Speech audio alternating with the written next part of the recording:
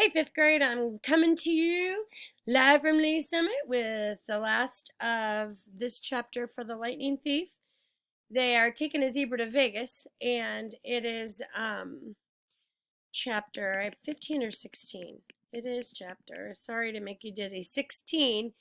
We take a zebra to Vegas. So they have absolutely rescued these animals that were being treated terribly, and now, guess what?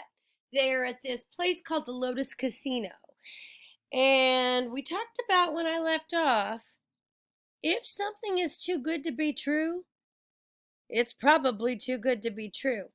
I will add in, I forgot to say that this book is written by Riordan. If you've been with me, you know that. And it is brought to you with permission from Disney Publishing. So I'm going to read the rest of 16, and I might start 17, or I may do it in another recording. Let's just see how it goes today. All right, here goes nothing. I'll go back just a little. The man, he handed us each a green plastic credit card. I knew there must be some mistake. Obviously, he thought we were some millionaire's kids. But I took the card and said, "How much is on here?" His eyebrows knit together. "What do you mean?" "I mean, when does it run out of cash?" He laughed. "Oh, you're making a joke. Hey, that's cool. Enjoy your stay." We took the elevator upstairs and checked out our room. It was a suite with 3 separate bedrooms and a bar stocked with candy, sodas, and chips. A hotline to room service, fluffy towels and water beds with feather pillows, a big screen television with satellite and high-speed internet. The balcony had its own hot tub, and sure enough, there was a skeet shooting machine and a shotgun, so you could launch clay pigeons right out over the Las Vegas skyline and plug them with your gun.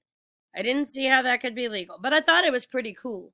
The view over the strip and the desert was amazing, though I doubted we'd ever find time to look at the view with a room like this. "Oh, goodness," Annabeth said. "This place is sweet," Grover said. "Absolutely sweet." There were clothes in the closet, and they fit me. I frowned, thinking that this was a little strange. Foreshadowing. I threw Aries' backpack in the trash can. Wouldn't need that anymore. When we left, I could just charge a new one at the hotel store. I took a shower, which felt awesome after a week of grimy travel. I changed clothes, ate a bag of chips, drank 3 Cokes, and came out feeling better than I had in a long time. In the back of my mind, some small problem kept nagging me. I'd had a dream or something. I needed to talk to my friends, but I was sure it could wait. I came out of the bedroom and found that Annabeth and Grover had also showered and changed clothes. Grover was eating potato chips to his heart's content, while Annabeth cranked up the National Geographic channel. "All those stations," I told her, "and you turn on National Geographic? Are you insane?" "It's interesting." "I feel good," Grover said. "I love this place." Without us even realizing it, the wings sprouted out of his shoes and lifted him a foot off the ground, then back down again. "So what now?" Annabeth asked. "Sleep?" Grover and I looked at each other and grinned. We both held up our green plastic Lotus cash cards. "Playtime," I said. I couldn't remember the last time I had so much fun. I came from a relatively poor family. Our idea of a splurge was eating out at Burger King and renting a video. A 5-star Vegas hotel? Forget it. I bungee jumped the lobby 5 or 6 times, did the water slide, snowboarded the artificial ski slope, and played virtual reality laser tag and FBI sharpshooter. I saw Grover a few times going from game to game. He really liked the reverse hunter thing, where the deer go out and shoot the rednecks. I saw Annabeth playing trivia games and other brainiac stuff. They had this huge 3D sim game where you build your own city, and you could actually see the holographic buildings rise on the display board. I didn't think much of it, but Annabeth loved it. I'm not sure when I first realized something was wrong.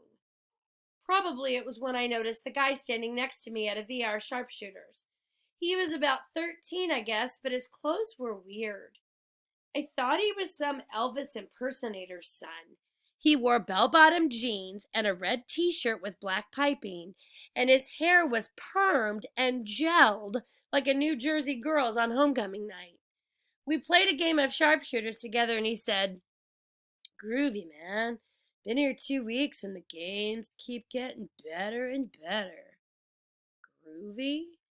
Later, while we were talking, I said something was sick, and he looked at me kind of startled as if he'd never heard the word used that way before.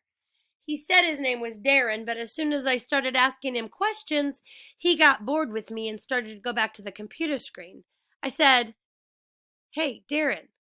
"What?" "What year is it?" He frowned at me. "In the game?" No, in real life." He had to think about it.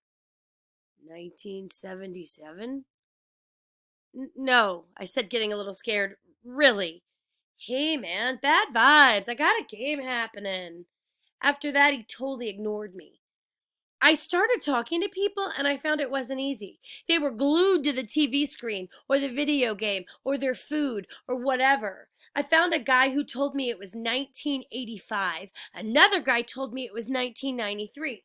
They all claimed they hadn't been in here very long, a few days, a few weeks at most. They didn't really know, and they didn't care. Then it occurred to me, how long had I been here? It seemed like only a couple of hours, but was it? I tried to remember why we were here. We were going to Los Angeles. We were supposed to find the entrance to the underworld. My mother, for a scary second, I had trouble remembering her name. Sally Jackson. I had to find her. I had to stop Hades from causing World War III. I found Annabeth still building her city. "Come on," I told her. "We got to get out of here." No response. I shook her. "Annabeth." She looked up annoyed. "What?" "We need to leave." "Leave? What are you talking about? I've just got the towers." "This place is a trap." She didn't respond until I shook her again. "What?" "Listen. The underworld. Our quest." "Oh, come on, Percy. Just a few more minutes." "Annabeth, there are people here from 1977. Kids who have never aged. You check in and you stay forever." "So?" she asked.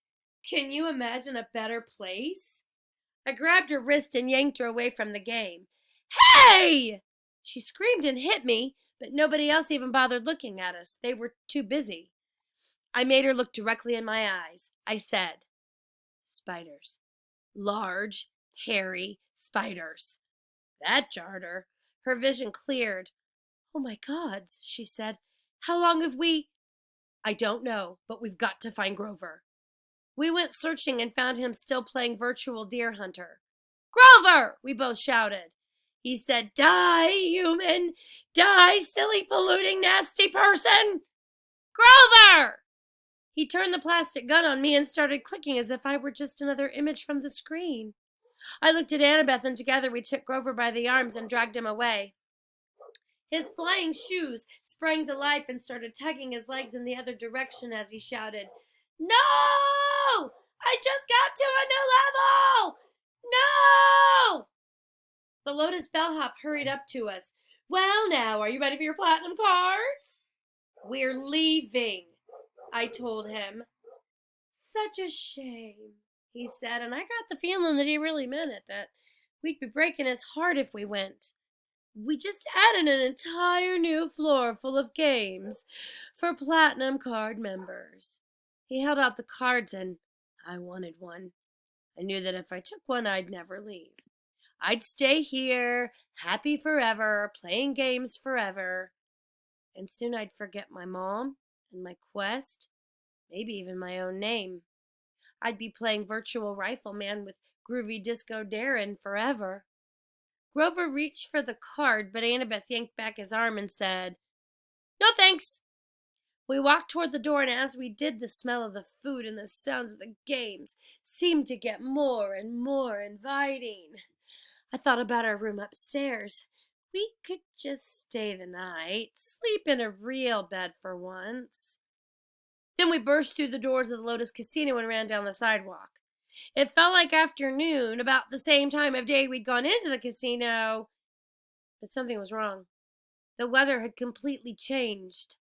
It was stormy, with heat lightning flashing out in the desert.